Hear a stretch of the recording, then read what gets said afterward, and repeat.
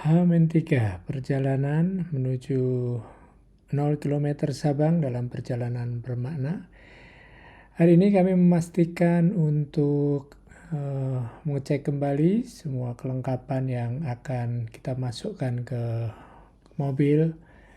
Semuanya sudah kita pastikan, mulai dari koper, kemudian meja, kursi, dan kelengkapan semuanya yang harus kita bawa. Masing-masing kita carikan tempat di mobil agar nanti kapasitas yang tersedia di mobil cukup untuk membawa semua kelengkapan kebutuhan kita. Di samping itu juga kami ingin bahwa masih ada space yang tersedia untuk nanti ketika kita memutuskan untuk tidur di mobil, sehingga tidak semua ruang di kendaraan dipenuhi oleh barang-barang. Jadi ada keseimbangan antara space yang kita pakai untuk beristirahat dan juga nanti yang kita gunakan untuk menempatkan barang-barang kita. Untuk koper kita hanya bawa satu koper berisi pakaian.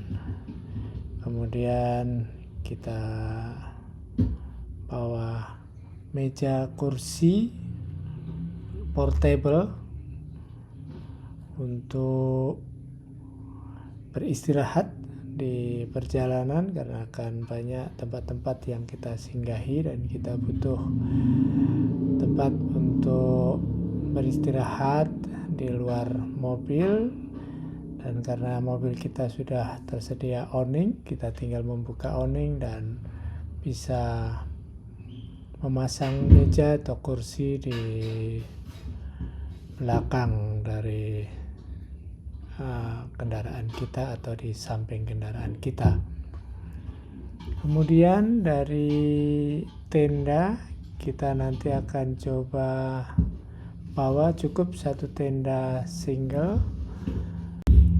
Kenapa tenda single ini yang kami pilih? Karena tenda ini pemasangannya jauh lebih cepat, dan untuk tempat tidurnya kita tidak langsung berada di tanah, sehingga relatif lebih sehat, lebih nyaman dan aman dari berbagai gangguan.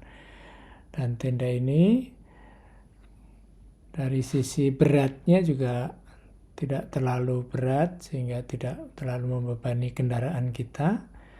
Selanjutnya juga dalam proses untuk penataan kembali ketika sudah digunakan juga sangat mudah dan cepat.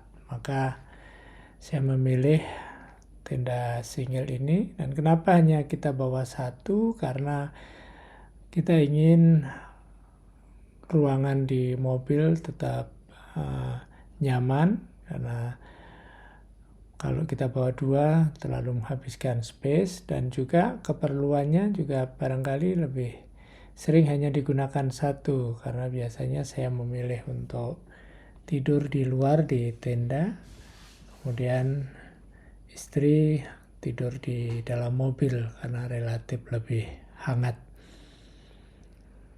Dan perlengkapan yang penting lainnya kita susun dan kita tata di dalam 2 kontainer besar ini, yang isinya adalah kelengkapan dapur, alat-alat masak dengan berbagai macam kegunaannya, mulai dari kompor yang praktis sampai dengan panci, alat-alat untuk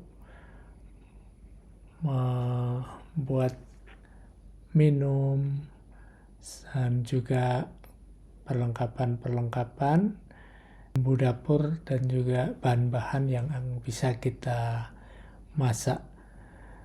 Selanjutnya juga untuk